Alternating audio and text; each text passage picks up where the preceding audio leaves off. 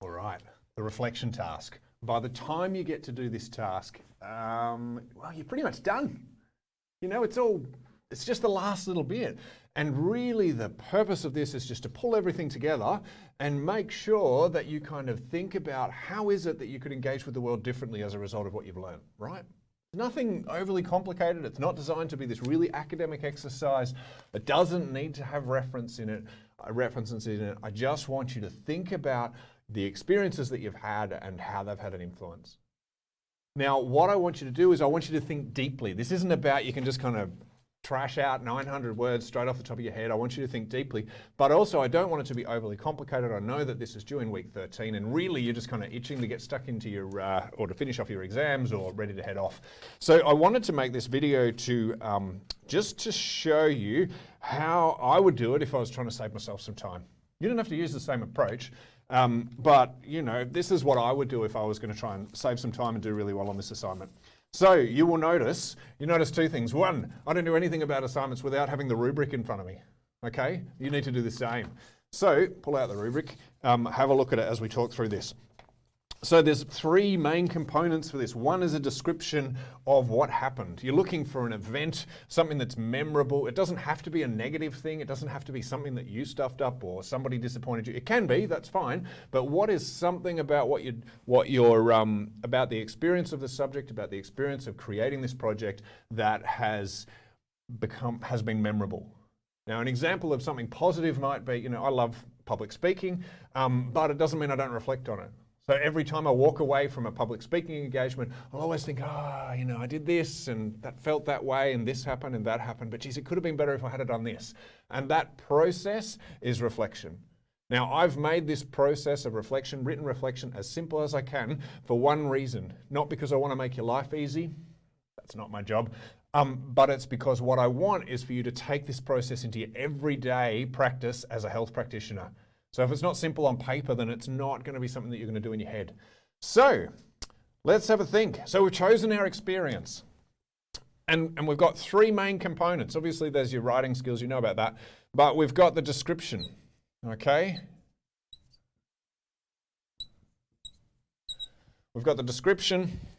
We have the exploration and analysis. Let's just call it the exploration. And we have the future. Now, there's a natural focus here, right? You describe something, then we want you to dig in deeper in the exploration. Future focus, we want you to plan towards the future. Now, what I would do if I was doing this assessment, because I want to do a good job efficiently and quickly, is I would go through and have a look at the rubric and go, okay, what do we need in the description? And I would do a mind map just like this. So, in order to get an A, which is what we're chasing, we want the context. And you can just draw a really rough mind map. Context. We want, so the context is what was going on around it. Description of the event. The thoughts. And feelings. Now, I'm not going to go through each one of these for each one of the sections, but this is the approach that I would take. So then what you would do is you would have a look and you'd think about this experience. So let's say my experience was I had a big fight with my group and I stormed off and they didn't do what they said they'd do and I cracked it and then we all made up and we did really well. So I'd go, okay, what was the context? And I'd go through here and I'd list off a few things. Maybe that I was working hard. I didn't know them.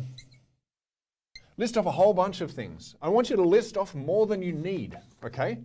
Now, the reason for that is because I want you to go through, once you've done that for all of these different things, describe the event. John shouted at me and I shouted back and he swore and I swore, blah, blah, blah. Describe the event. What were your thoughts? My thoughts were that he was slack.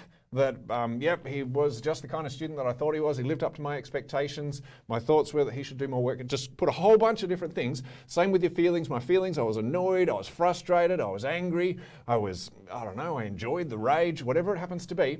And then go through and go, okay, what's the most important things to discuss? Now, this is a really, really important idea that you can take into any essay, okay? If you only write about the top 3 things that come to mind, you're not going to write at the level of depth that you want.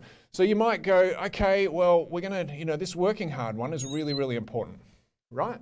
But maybe whatever I was referring to when I wrote that is not that important. So create yourself a mind map for the description, write down all the different feelings, all the different contexts, all the different events, all the different thoughts, and then choose which ones you're going to write about, okay? Because you can only fit a certain number in. And do the same with your exploration, do the same with your future. And then for each of these, you've got a number of points to make, right? And then just write it and revise it, okay? It's that simple. Now, revising, I would argue, should take up probably 20 to 30% of your time, Getting these ideas down, that's pretty straightforward, but it will require some thinking, and I want you to think slowly about this. Get the ideas down, choose the best ones, write it down. One other trick I use, and I use this whenever I'm writing, is I might have this mind map and I might go, okay, feelings, context, events, and thoughts, and I've got 2 items for each. And I might have 3 for this one, but what I want to do is I want to go, okay, how am I going to put this in order? So maybe I'm going to chalk, obviously the context is going to be first. So I'll put number 1, number 2, and then I might go the event, number 3, number 4, 5, 6, 7, 8, and 9. You've got the structure. Okay, done. Now you can do this off the top of your head. So this assessment isn't designed to be academically heavy. It's designed to be thinking heavy and reflection heavy. So go through, do that, and then write. Just write, go, okay, describe item number 1, describe item number 2, and work your way all through it, and then revise, revise, revise, revise. When I write a paper or anything for public consumption, I don't let anyone look at it until I've read it, generally out aloud, at least 10 times. Okay. Now, I've been writing for a while. You guys might be smarter than me, but I've been writing for a while and I've had a bit of practice and I still revise it that many times. Okay. And my colleagues always find mistakes. So make sure you do lots of revision and then you'll do really well. So I'm looking forward to reading these reflections. I always enjoy reading these reflections. Show me some depth, choose the most important things to talk to, and make sure you hit each of the points that are in the rubric and you'll do well. Looking forward to it. Catch you later.